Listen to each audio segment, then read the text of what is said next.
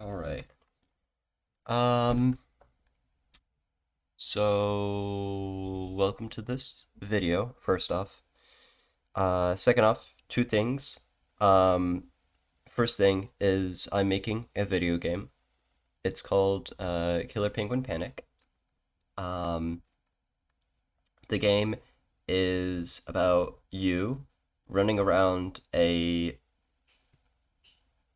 like ice cream parlor or like some sort of building, and you complete objectives while getting hunted down by enemies. And your main goal is to complete all the objectives in the level and escape using an elevator. And then the second thing is this video um, is not going to be a devlog, or at least not a devlog in the sense of I make this video super fun and entertaining for just about anyone to watch, and also to put a little bit of advertising into the game I'm making. That's not what this video is. This video is going to be mostly me just rambling about code and architecture, and generally complaining, because I think complaining about stuff is fun, because I'm a loser like that, I guess. Um, so yeah, those are two things. Let's go ahead and play the game.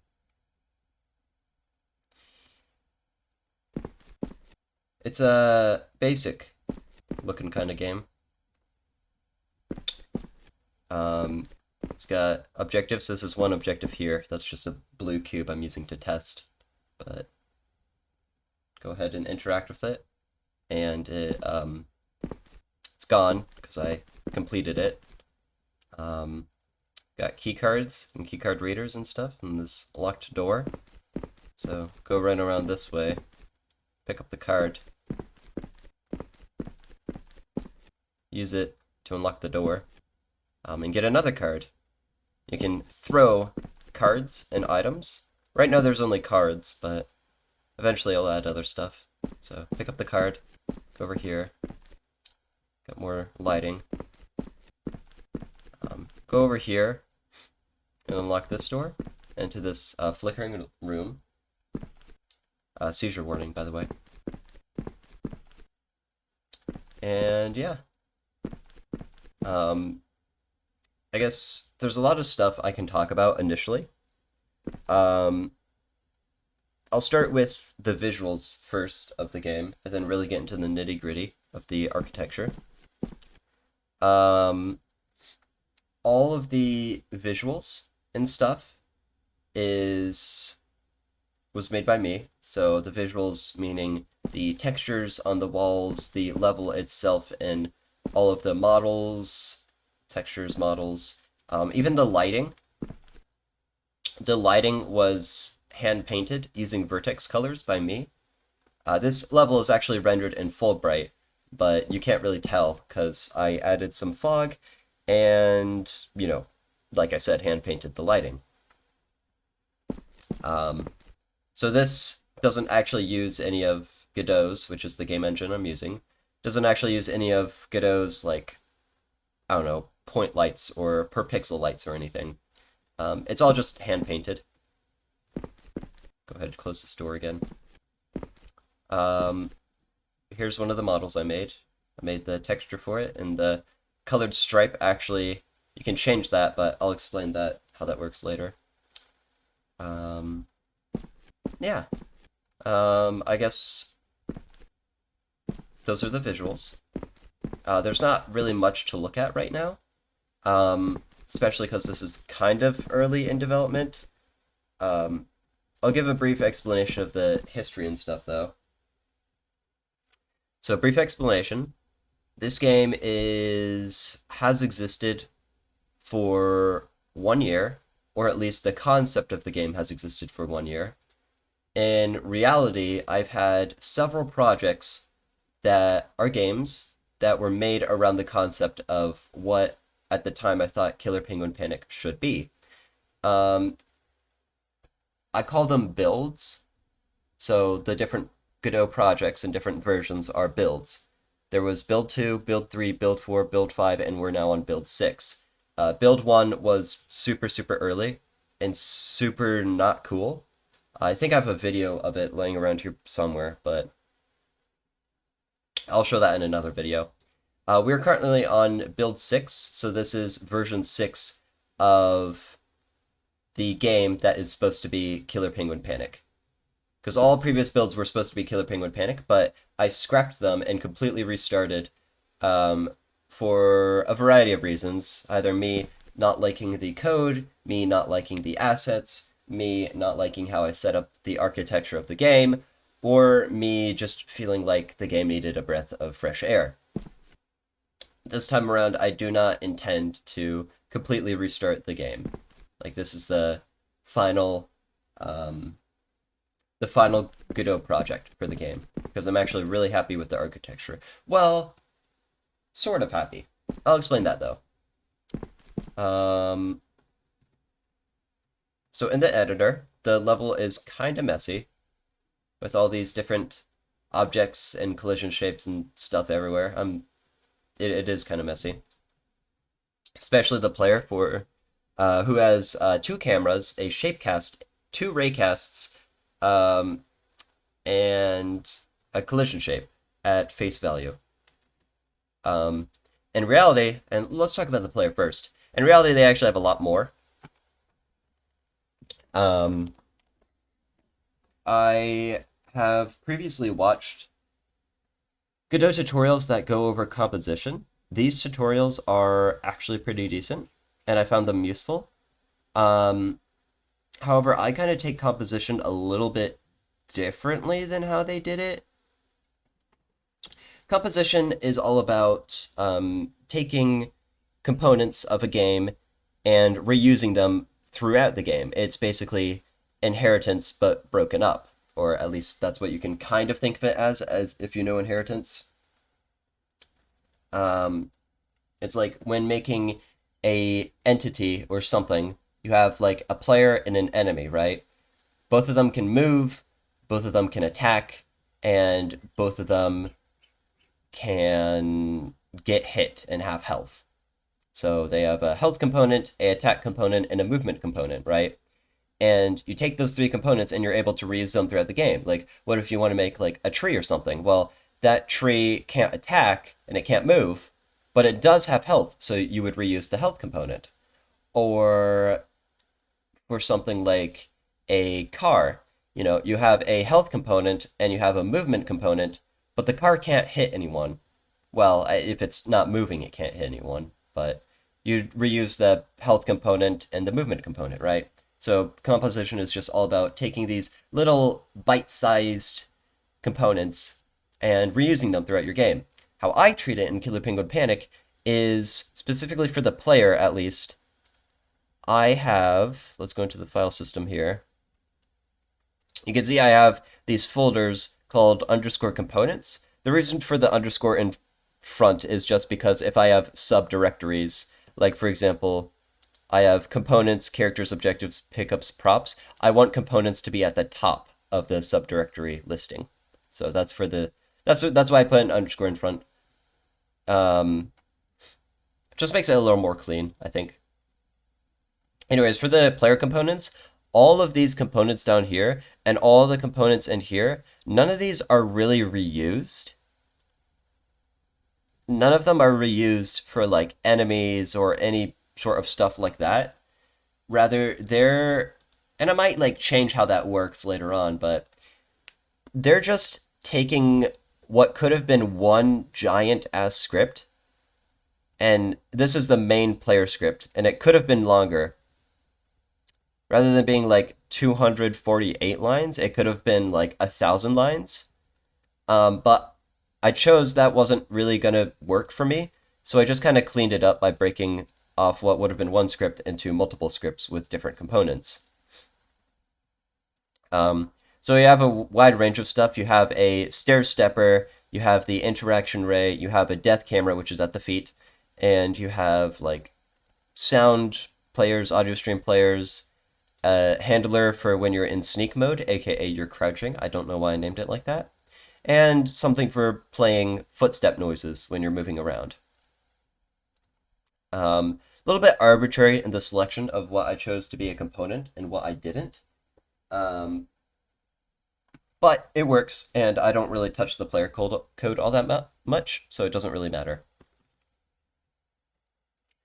Um, the next thing to talk about, I guess, moving from the player and onto other characters in the game, the most logical next step is talking about the enemies.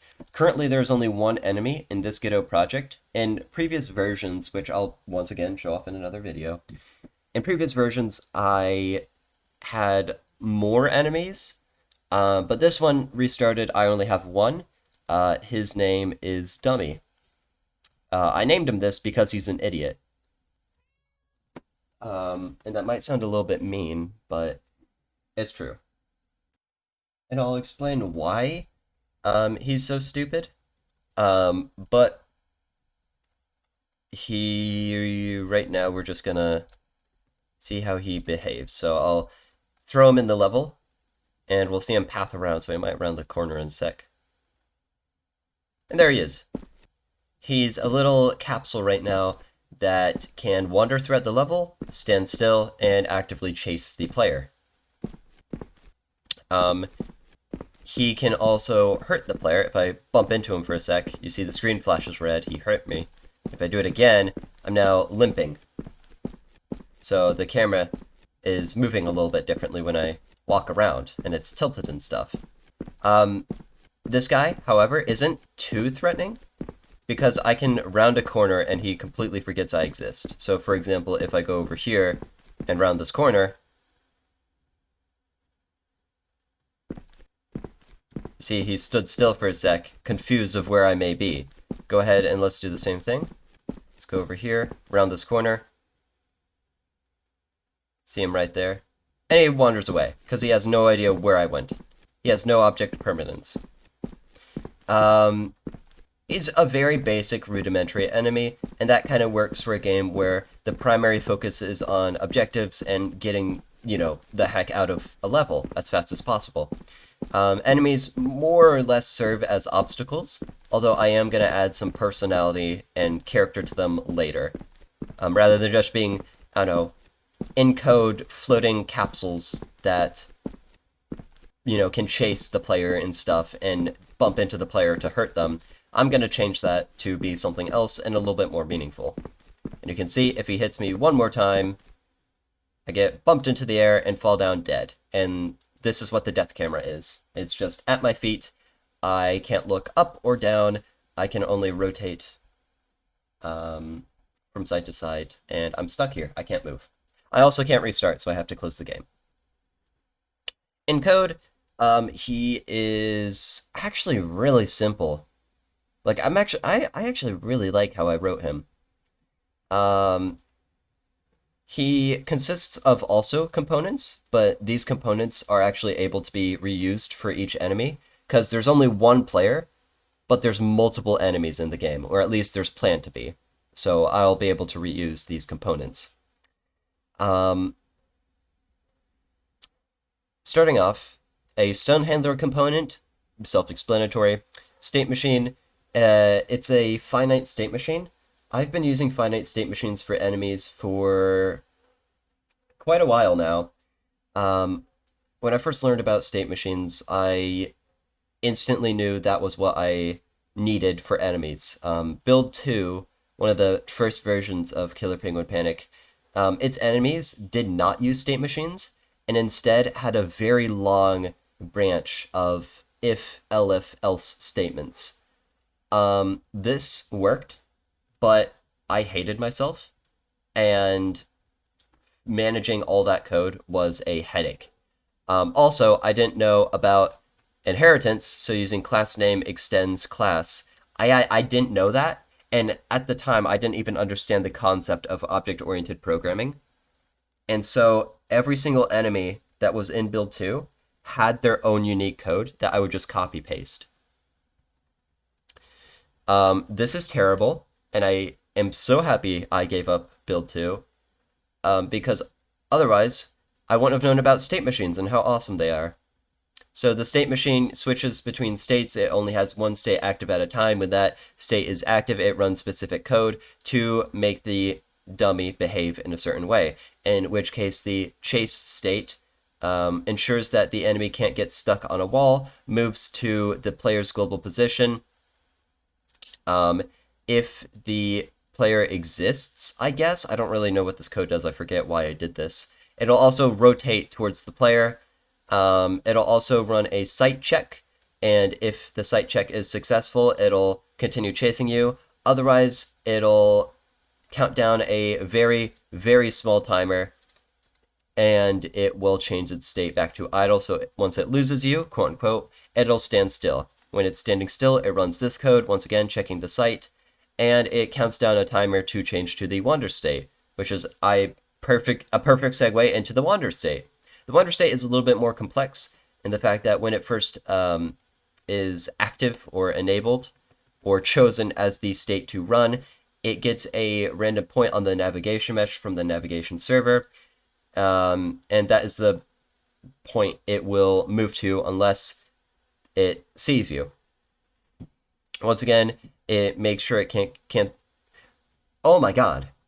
It makes sure it won't get stuck on walls. It'll move to the chosen position here. It will rotate to the next path position on its path to reach to the chosen end goal. And once it reaches that point, then it'll change to the chase state. Huh. That's a bug.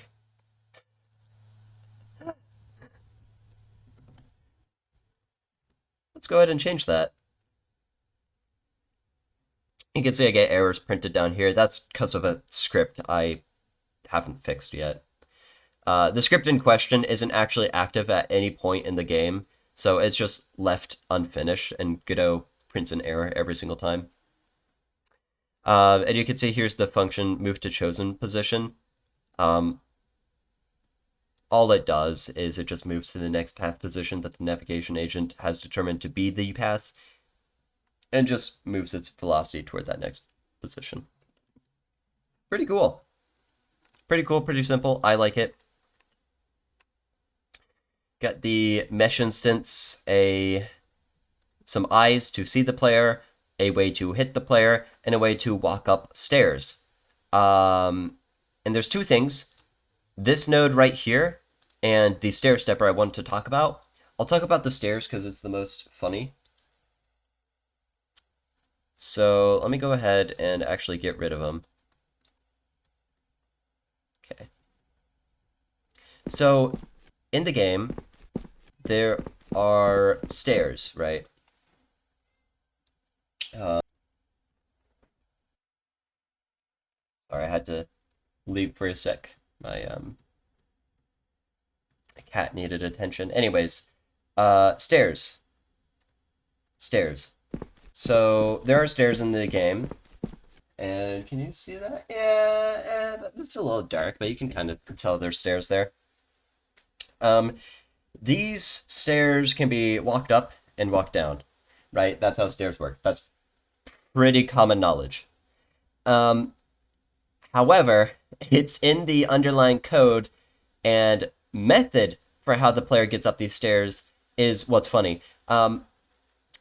When I was first encountering an issue of, oh, I want the player to be able to walk up and walk down stairs, my first attempt at this was not using invisible slopes, as one would think, but instead I had raycasts that would be in front of the player, or not in front of the player, but in the direction of the player's velocity. I had 3 raycasts, and these raycasts were all oriented to the player's global velocity. So as I would be strafing around, the raycasts would be moving around in a circle, always trying to get to wherever I would be moving next.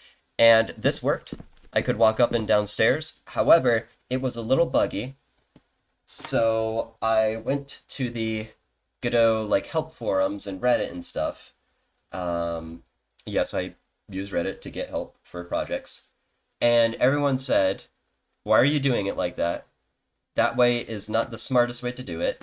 you should use invisible slopes. And I was like, okay, I'll use invisible slopes. Invisible slopes are just having these stairs have no collision, and instead you have an invisible collision shape that the player moves up and down on. And I tried this, and it worked. It worked. Super, super simple, doesn't require any code. Really amazing, really performant, yada, yada, yada. I didn't like it because I didn't like placing invisible slopes everywhere. And so, against everyone's recommendations, I spent 2 weeks coding in stair stepping for the player so the player could walk up and down stairs without any issues. You can see I can rub up against the wall, walk up and down stairs, strafe on the stairs all I want. Super, super free movement. Can't get stuck. There's no way for it to break. Completely bug-free. If someone finds out a way to break the stair stepper when I release this game, I'm actually gonna fucking lose it. I'm gonna lose my mind. Anyways, let's go into the code of that. We are 21 minutes in. I'll try and keep it under 30 minutes to keep it kind of short. Stair stepping. There's actually two ways of stair stepping that the player can step. So there's two stair steppers running at all times for the player.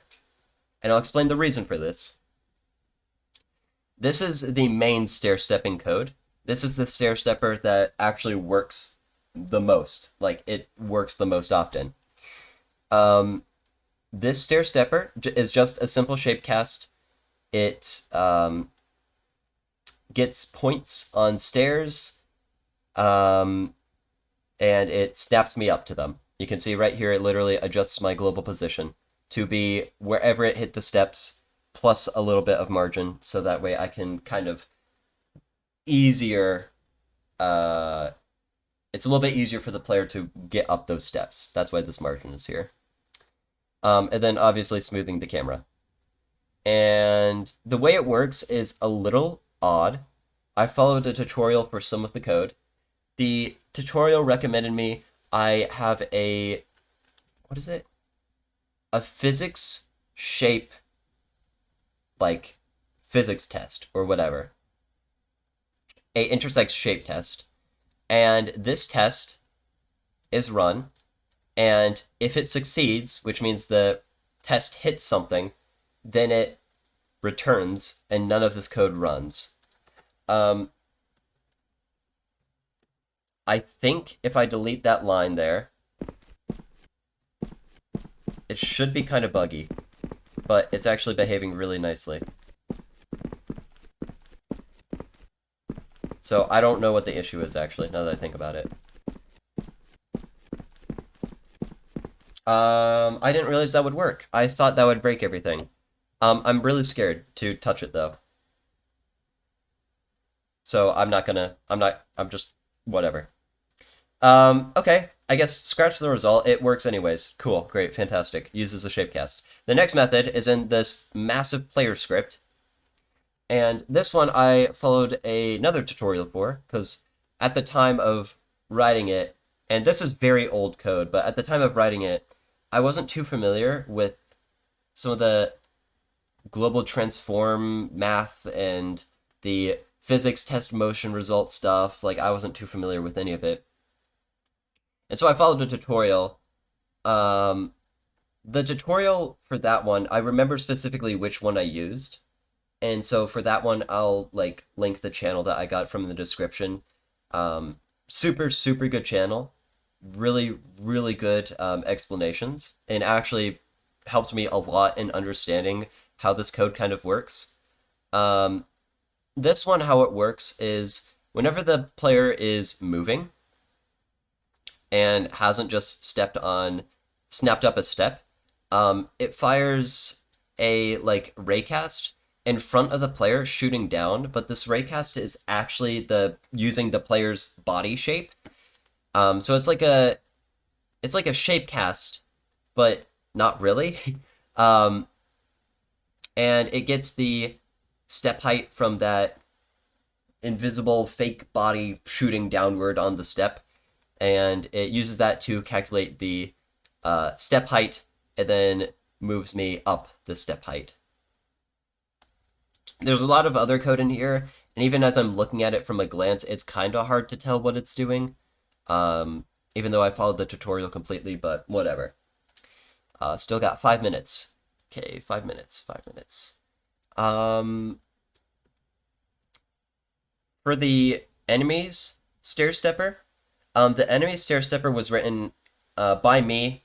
It's a little more complex than the players, unfortunately. I took about a week to write the stair stepping code. I know it's just under one raycast, but it runs a bunch of other stuff as well. So as you can see here, it's kind of taxing. It's a little imperformant. I don't really like touching this code all that much just because of how like complicated it is. Like I struggle to wrap my head around it sometimes. But I think how it works is it gets the point where this raycast hits a step and it calculates the height somehow and then it moves the body up. I don't know. I don't really like touching the code. I don't know. It confuses me, really. And then 4 minutes. Just under 4 minutes. The next thing I'll talk about is, let's talk about this. Go in here. Let's talk about the dynamic flat lighting. So this is completely custom code I wrote. I didn't really follow a tutorial for this, which I'm really, really proud about. Do it yourself and all. Feels good when you do it yourself. This code is absolutely insane. It handles all of the lighting for models. So if I go ahead and I drag the enemy back in, whoop, there you are. You can see, if I get the enemy's attention, he actually changes color based on the vertex, like, coloring on the level. Because all of the lighting on the level is vertex colored, and what this guy does is he essentially reads the floor triangles and gets those vertex colors from the floor triangles. He doesn't take into account any walls or ceilings, he only looks at the floor to get what colors he should be. It just takes the average of all of the colors on the floor from each of the 3 points of the triangle. So it takes the 3 vertices that make up a triangle, and it gets those 3 colors, and it averages them. I did a different way of doing this in a completely separate project when I was testing the lighting. Using barycentric coordinates, which uses weights based on a 3D point and how close that 3D point is to each of the triangle's vertices. That one looks a lot more realistic if you have interpolation between the vertex colors. And interpolation is like when you have like a gradient between vertex colors. Like you have like one side over here be red, one side over here be blue, and in the middle it's this kind of gradient. Using the barycentric coordinates makes that gradient look a lot better and a lot more clean, much more smooth. But this one, I don't actually have any of that. It's all just completely flat. And if you couldn't tell, the game kind of looks like a Doom mod. Kind of. It's a little loose. In the fact that the fog isn't a exact 1-to-1, and in the fact I can look up and down, but moving around I actually can't jump. I can crouch though, but I can't jump, and all the lighting, while I don't think Doom can do stuff like this, where you have kind of diagonals on the walls, I know for a fact it can do stuff like, okay, this sector is lit this color, this next sector is lit this color, and sectors are like entire chunks of the level. So walls, floor, and ceiling included. Yeah, cool. We're about to hit the 30-minute mark. That is a general rambling of the code. I didn't talk about the keycards and how they work, but I'll get into that at some point if I feel like. Yeah, that's about it. The code that I showed, I'm actually pretty happy with, except for the some of the player code. And yeah.